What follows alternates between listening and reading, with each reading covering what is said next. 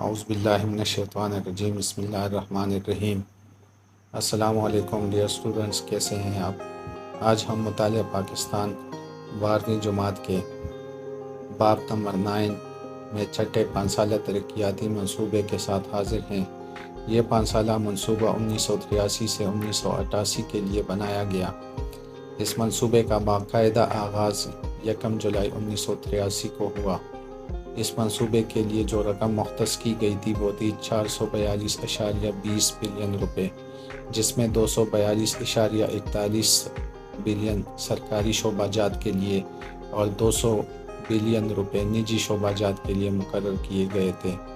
اس منصوبے کے اہم مقاصد اور اہداف یہ تھے کہ اس میں معاشی ترقی کو 6.5% سالانہ اضافہ کرنا تھا، صحت، تعلیم اور بہبود آبادی کے لیے کل رقم کا 13.1% خرچ کرنا، اس کے علاوہ زرعی پیداوار میں 4.9% اضافہ کرنا اور منڈیوں تک سڑکیں بنانا تھا۔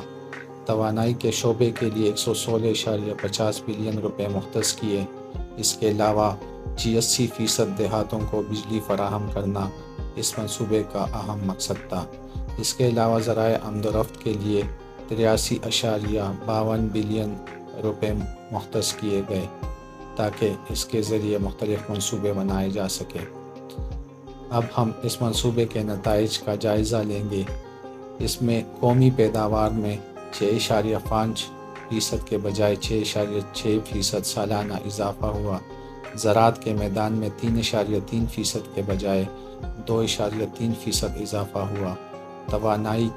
توانائی میں 13.6% اضافہ ہوا۔ علاوہ قدرتی گیس 6.5% اضافہ ہوا۔ اس میں ذرائع آمد و رفت میں 27.75% ترقی ہوئی اور تعلیم کے میدان میں 12,000 نئے پرائمری اسکول تعمیر کیے گئے۔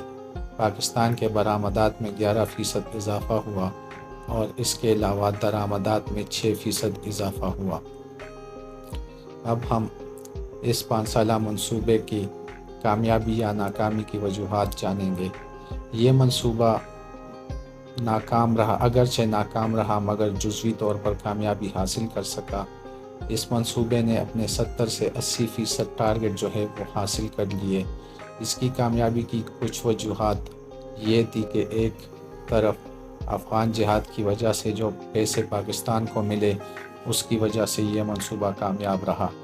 وہ پیسے پاکستان نے اپنے انڈسٹریز میں لگائے۔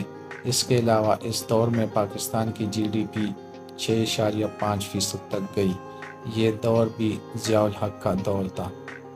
تو آج کے لیے اتنا ہی۔ انشاءاللہ نیکسٹ لیکچر میں 7ویں 5 سالہ ترقیاتی منصوبے کے ساتھ پھر حاضر ہوں گے۔ اس وقت تک کے لیے اجازت دیجیے۔ اللہ حافظ۔